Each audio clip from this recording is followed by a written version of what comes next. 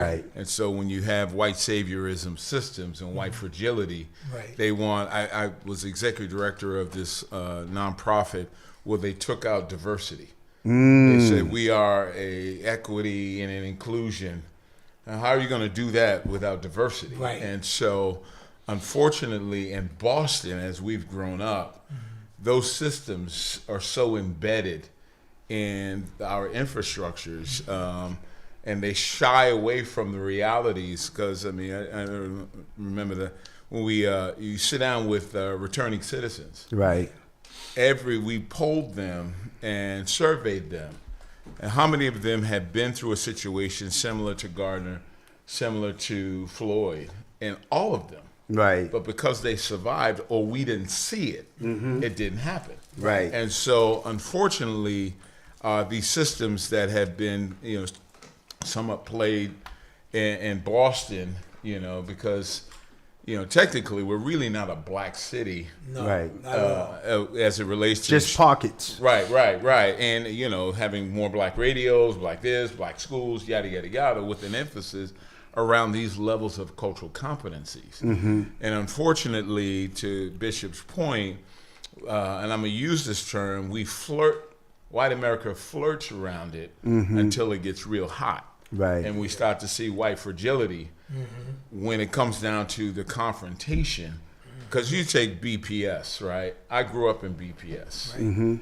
It's still the same. And so this theory now between Dr. Fatima Love and a teacher, Patricia Williams, called spirit murder. Right. And so when a child goes through a system that's creating that level of harm, it murders the spirit of that child. And so unfortunately, for our world right now, there needs to be far more accountability. Back in our day, they call it a black tax that we had to pay. Right. You had to code switch. Right. Right. That's traumatic. That I've got to not be who I am. Right. To make sure that white person feels comfortable in that space. Yep. Right. And unfortunately, that's been branded in our babies as we see it today. So if the system still exists. Embrace Boston is doing their Juneteenth. They had a training yesterday, brother. Had the experts of eternity there. Really? Speaking to this. Okay. And unfortunately, with the exception of Mel King and Chuck Turner, who would bring this stuff on the table and get ostracized. Right, get labeled, radical and yada, yada, yada. That's right. They would bring that knowledge. I don't remember when we began our leadership, Mel King used to take us on, when I became the executive director of the Boys and Girls Club, he came by, said, "Hey, man, congratulations." And he took me on a tour to where the slaves came. I didn't know. In Boston. Yeah. Downtown. Beacon Hill used to be the ghetto. So he picked me up, brought me through this. I'm in my late 20s. How did I miss that? But he felt like you're at a leadership position now. You need to understand the history of your ancestors. Right. Took me to Faneuil Hall. Right. Walked me through Beacon Hill and said, you stand on the shoulders of your ancestors. Wow. Now I'm pissed because how come I didn't get that in high school? Right. How come I didn't get that in grammar school? Right. Yada, yada, yada. And Mel King was real adamant about, this level of truth that don't exist in our schools, don't exist in the fabric of cultural unity as it relates to our grandchildren now, our children's children, because it's still unfortunately the same. And I just want to leave this. Many of the black educators who have left BPS, it's a crime. It's a crime. We're not talking about slouches. Right. We're talking about people who could not co-sign the spirit murder that's going on. Yeah, I mean, it's great that you remodeled our fitness room. Right. But yet you're still failing in the academic setting. Exactly. And you have not done what I think New York calls it this. If you're required as an educator and work with young people to be first aid and CPR trained, there should be that level of training in working with our black and That's brown right. kids. That's right. Because you, at some point, that stuff's going to come out. Right. Your biases, your prejudice, and the evolution of our young folks growing up in systems that create this level of security. I'm glad you mentioned that about teachers and the lack of black male teachers. And Bishop, you was a teacher in the Boston Public Schools and also an alternative ed program at Tobin Community Center in Mission Hill. Right. And what is the advantage of having a black male teacher, right? I only had one my best teacher I ever had was in Thomas A. Edison Middle School when we were bused. His name was Mr. Lee. He prepared us for Latin. And it was a group of us in a class called 6AA. And he prepared us that we had so much work. It prepared me for Latin because I remember we had so much work at Latin. I used to cry. 'Cause all my friends went to English, Brighton High, and so forth. Yeah. But he was the only black teacher I ever had besides Mr. Still, who was my assistant basketball coach, my basketball coach. Yeah. Can you imagine if he was our coach the whole time? We would have won. We would have. Oh my God. Man. Anyway, but even if I can interject, Bishop, I mean, even in the narrative of black male teachers, right? It is America's approach to separate black male and black women, right? Because right now, what's happening in the incarceration and hanging of black women now, right? That the irony right now is you can't separate either one of us because our children need both, right? Exactly. And unfortunately, they will pit one against the other. And I know, I mean, when you have grandkids now, it's a game changer. Oh yeah. Because my granddaughter, I'll burn it down. Like, nah. And so our theory of change, Man of God. Yeah, amen. I mean, it's so funny to say that as you were talking about, we're in our anniversary, our conference called Atmosphere Shift. We have 12-hour prayer happening tonight in the whole nine, and Bishop's model was a church without walls. Right. So when I became a Christian, I created an atmosphere in every neighborhood I went to. Right. And the goal is that we have all been called to be atmosphere shifters. Right. In the education field, in the business world, in the health world, the whole nine. Because that's, as the Bible says, that it's God's desire that the glory of the Lord would cover the earth like the waters cover the seas. The only way that's going to happen is we equip ourselves and head in these places to shift culturally, spiritually, those atmospheres. And we cannot do it without that inclusive journey that the folks in our life have been on. Right. I want to go back to you, Bishop, to really expound on the importance of having a black male teacher and a black female and a black female. When I have to commend Bishop Gideon Thompson, one of my mentors, and the work he's done, and one of my radical mentors, man, sitting to my side. He's all quiet over there like he didn't do nothing.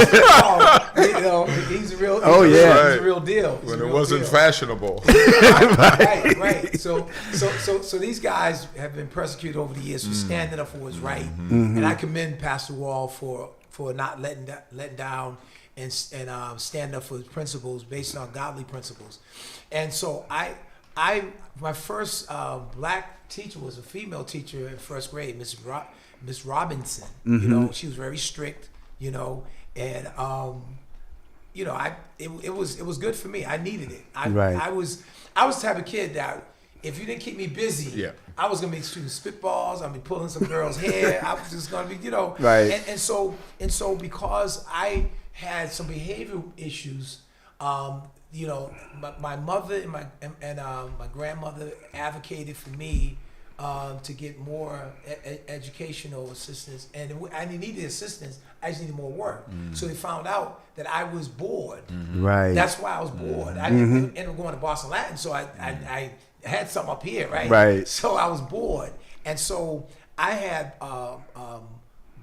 black teachers, a black male teacher had like substitute black male teachers, so it wasn't like real black male teacher. I connected with Mr. Meyer, Benny Myers. Yes. Connected with him, Right. but he Another actually wasn't legend. Yeah. my teacher. Mr. Johnson was our teacher. He was a history teacher, but he was almost okay. getting ready to go out, to the pasture. You mentioned Stacy. Wasn't Stacy Johnson? That was our Vice president. Assistant headmaster. Assistant headmaster, Yeah. right. But the other one, I forget it. Maybe it was Ken John. I don't know his first name, but he was very strict and just academically straight laced. Right. But I realized, because of the impact I made in a lot of kids' lives, I have kids, because I was a black male teacher, that are members of Greater Love right now. Right. Because they're Mr. Dickinson, he's cool. Mr. Dickinson. Oh, because see, I made sure that we put our academics at the forefront, and socially I allowed them to socialize and get to know one another, because when you become friends with one another, it's a better learning atmosphere for everyone. And so I do miss having more black male teachers, because I understand the impact of having the black male teachers, because sometimes people are very limited in their approach.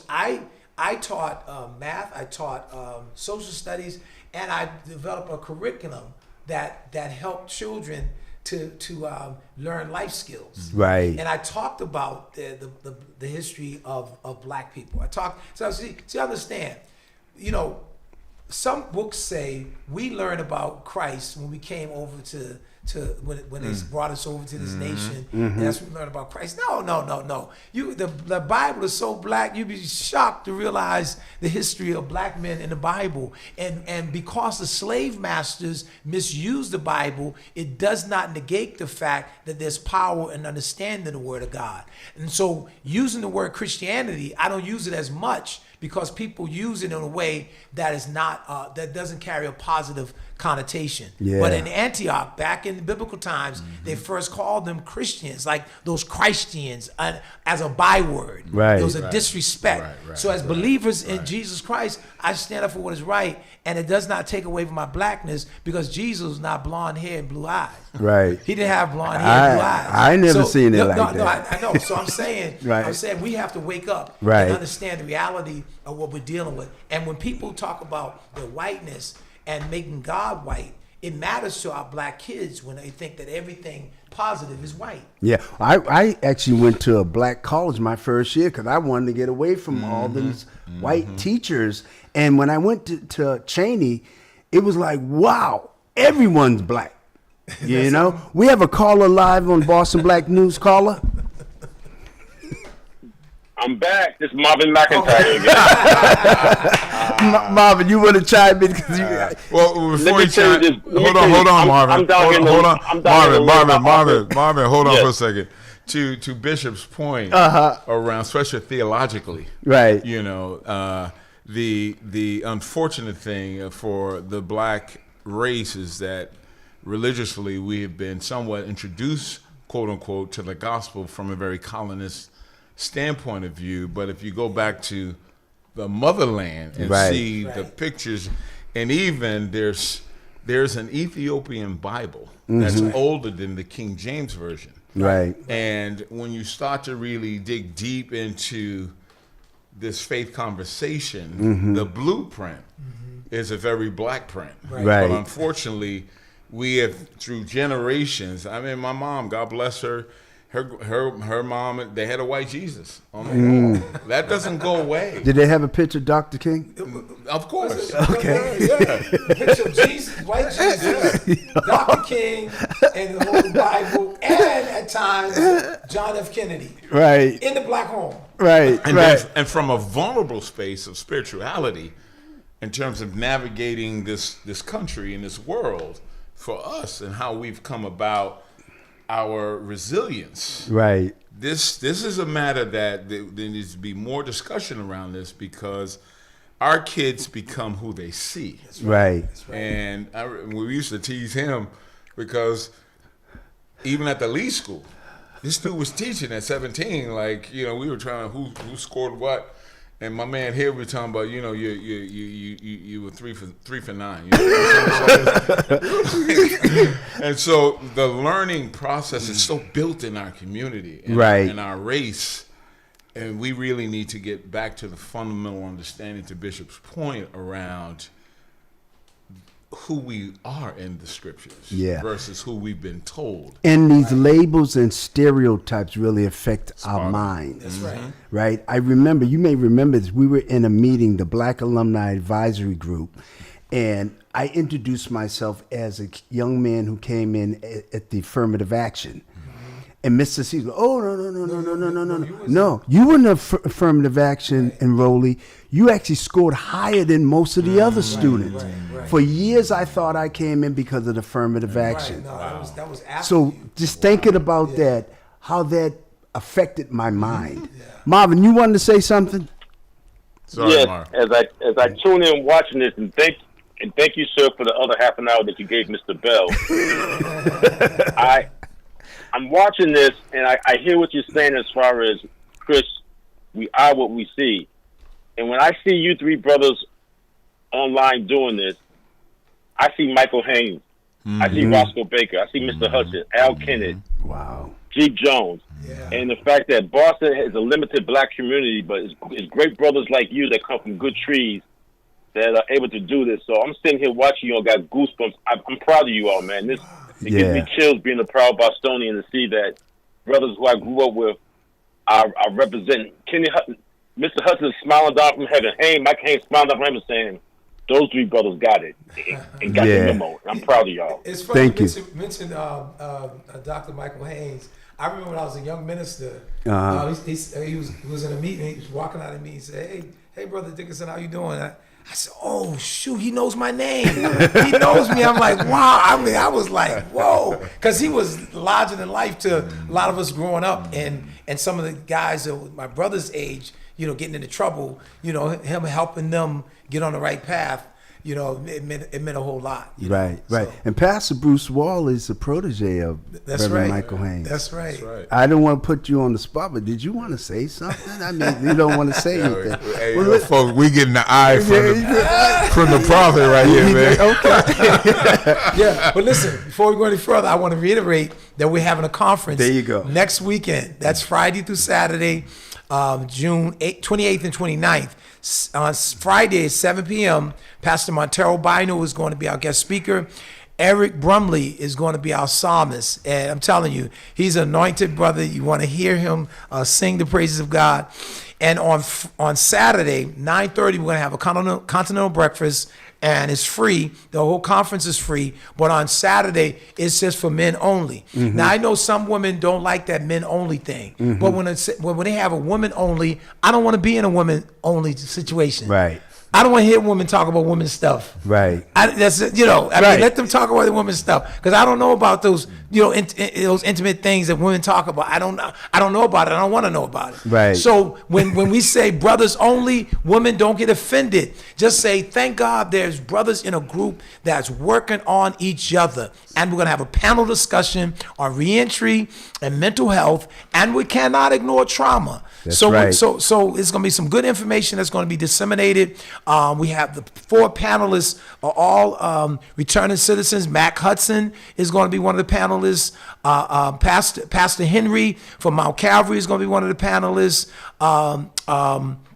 And we have a couple other panelists. Joseph Bennett Toot is going to be one of the panelists, right? Mm-hmm. And Stanley Green. Stanley Green is going to be one of the panelists. Wow. I didn't bring a card with me, but it's going to be powerful, right? Yeah. And then my big brother, Dr. Motley, is going to close it out. That's right. So listen, this is free. And brothers, why wouldn't you have your butt up in that sanctuary? That's right. On Saturday, there's no preaching. Mm-hmm. So you're going to see some brothers from the Nation of Islam there. I invited Brother Randy. He may come, but I know there's some other Muslim brothers that will be there. Right.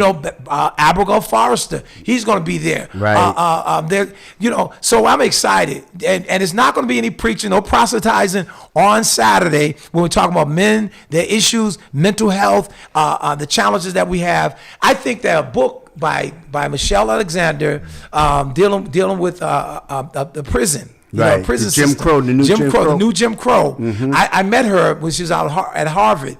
That spurred an interest among the inmates, and they began to share with others. Mac Hudson was an activist when he was incarcerated, Right. and then on the same weekend, Thursday and Friday, another brother, Supreme. Okay. Supreme is having his conference down at the Roxbury Community I'm College. actually speaking and I'm at gonna, that. And I'm going to be there. Okay. I'm going to be there. They're going to pull me aside. They're going to get something out of me. So, Right. so Supreme has done an excellent job inside. Now that he's outside, That's awesome. He's doing some great work. Toot is another one doing some great work. So With let's Yard Time. let's with Yard Time. Let's Yep. commend these brothers. He used to be one of my students. I back in the remember day. you had some tough students. Randall Jackson. Right. Oh, you had them all, right? Yeah, so let's commend these brothers. Let's work together, and I'm telling you, we're gonna see a shift and a change. Dr. Tina Cherry said something very significant, that when brothers began to cry, Yeah. the weeping began to cry and wailing, we're gonna see a change in regards to the violence on the streets. That's right. So let's come together. We have 5 minutes left. This is so good. I know you had to leave I early, know. but you I'm got getting caught trouble in with like my wife. Bob is in Atlanta. He's in. This has been a really good broadcast. I'm going to give Chris you the final words. But before you say that, I want to make sure folks go out and register to vote. The presidential primary is September 3rd. We know that there's not only an attack on black men, there's an attack on DEI, there's an attack on affirmative action. And whatever happened to the George Floyd police reform bill, Right. whatever happened to Right. the John Lewis voting rights, which is still an act. So remember that. That's right. very important. Chris. Well, and just to piggyback on Bishop's vision of creating a safe space, Right. what I call soul care, where it's faith friendly, Right. because a lot of those denominational differences are very racist. Because when you go home, back to the motherland, Right. there's a lot of genuine kind of faith-friendly spaces with tremendous numbers. And so I'm so appreciative of this healing moment, and that we have a lot to work on, Right. and it's in the DNA That's of right. people of color on how we do things, and I'm really praying that we continue. Embrace Boston did this incredible event this week. Yeah. Amari Jeffries. Oh my yeah. goodness! And to now get content in healing spaces. Right. It's great that you know that I've been harmed. Right. But the narrative of truth around the content, so that I know how to negotiate in these real racist spaces and how to manage what's going on. To Bishop's point of that day, it's not gender specific per se. It's Right. really a safe space for soul care, Right. and that is our journey as the generations are watching. Yes. And so I say that in closing, that we're all atmosphere shifters. Right. Right. And- Let's shift and the atmosphere. Let's shift the atmosphere in all these spaces, and not be embarrassed or afraid to hold this country around the levels of harm that's creating this, what is entitled spirit murder.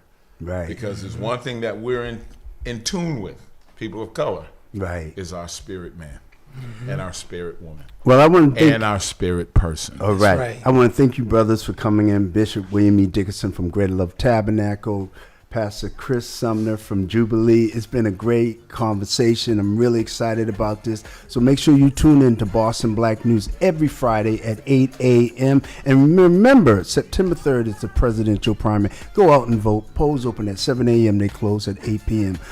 God bless you. Stay black.